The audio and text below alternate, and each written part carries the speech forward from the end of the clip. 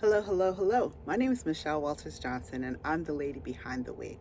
This is Lady Behind the Wig TV, and here we seek to empower and encourage and educate and sometimes entertain women who are trying to regain their confidence. Today, we're going to talk about breaking the cycle of fear.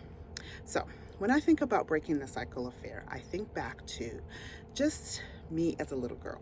So, I always tended to be an introvert. Yes, I know there are some people who know me and feel like, Michelle, you never shut up. So, I don't understand where you think you're an introvert or what part of you was ever shy.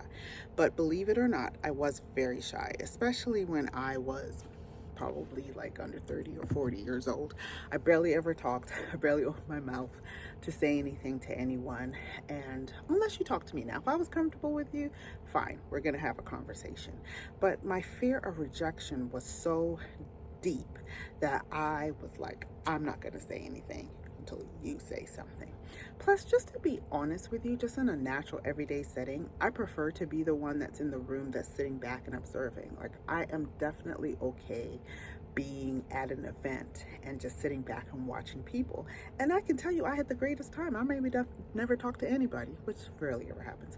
But like, I may not have talked to anybody, but just being able to be in the room and just being able to sit back and watch and observe, especially if there are people there that are very funny and just very entertaining. Like, that's great to me.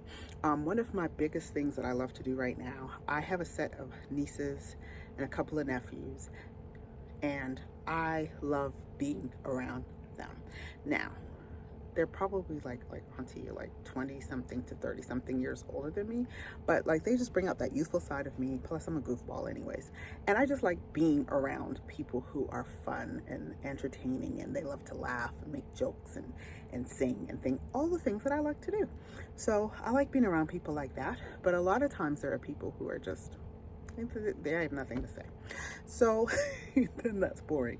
But to me, just being able to be in a room where different people are talking, even, or just maybe making their thoughts known, not arguing, but maybe just like debating or speaking about their different thoughts of the day, that is fun to me, right?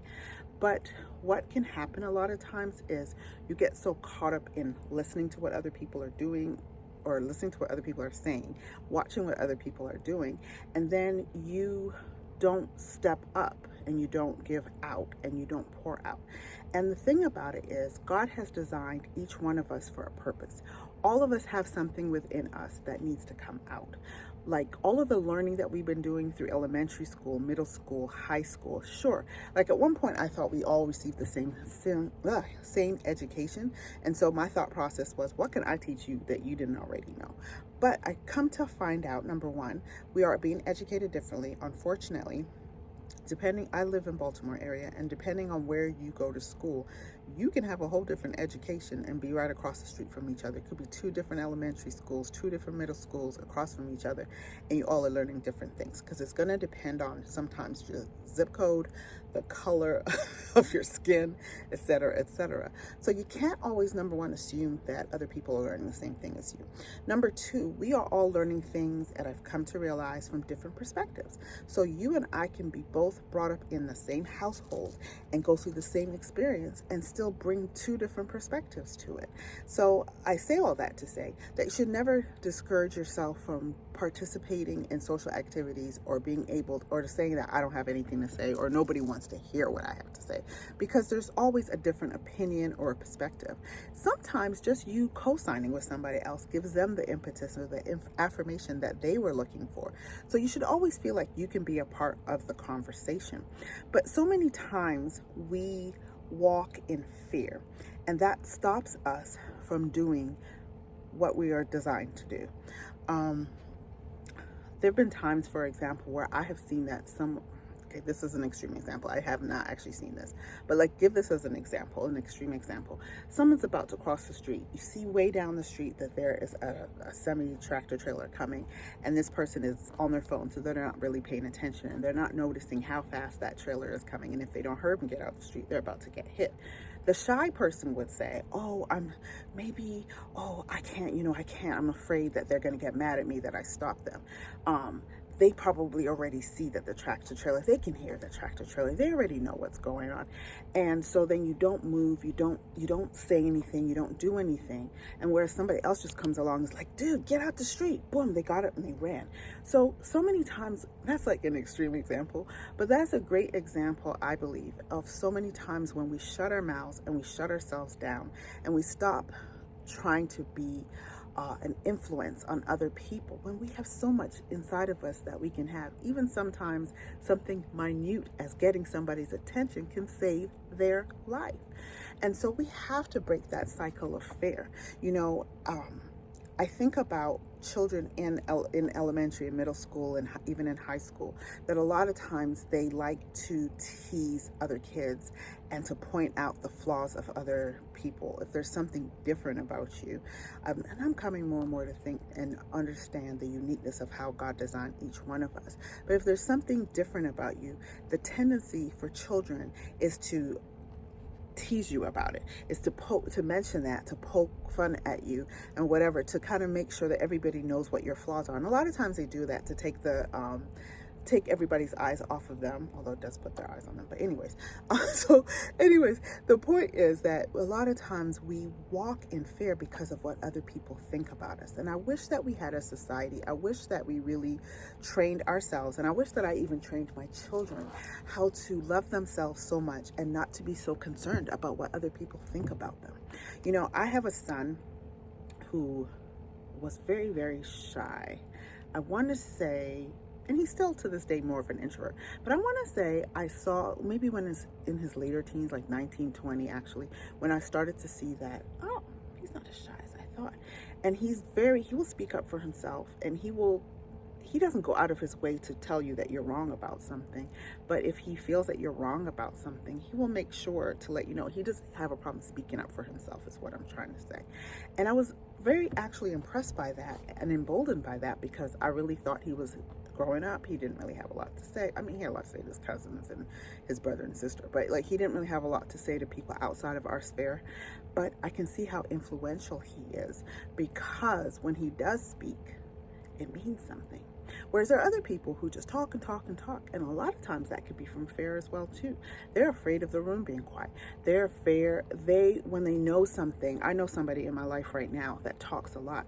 But if you really listen to what he's saying, he only talks a lot about things that he is well versed at. If he's in a different setting, he's going to sit back and he's not going to say anything. And the problem about that is people like that recognize, and they have a fear inside of themselves to look stupid. They want to look smart. They want to appear intelligent, but they make sure to only talk about the things that they know. While that has its place, that's wisdom. My question is, what about the things you don't know? Are you seeking to know more? Are you seeking to find out more? Back to myself, the cycle of fear. Fear for me meant that so many times I would not speak up and I would not say things because I just knew that nobody cared. And I did not want to be rejected. I did not want to be looked at as a loser. So I would not open my mouth. I remember sitting in classrooms where the teacher would ask a question and I would not raise my hand, but somebody else would, and they would answer the question. Well, I knew that answer too, but I didn't want to look like an idiot. And so a lot of times where that comes from is that lack of confidence. You can regain your confidence by learning. You can regain your confidence by studying the topic.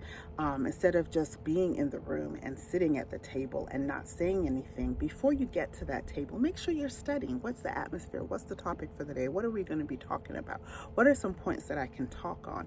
What are some questions that I can ask? So that not only so you can appear and look like you're smart, but also so that you can be a part of the conversation and that you can influence somebody else.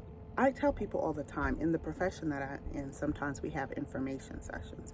And when we have these information sessions, there's usually one person in the room that will ask all the questions. But I always encourage them, because I said 9 times out of 10, you're asking the questions that the other 50 people are afraid to ask. For whatever reason, we try to make people comfortable, but for whatever reason, they are afraid to really speak up and ask the questions. I say all of this to say we've got to break the cycle of fear. We have to break the cycle of fear because there are other people that are just like you who are afraid of rejection.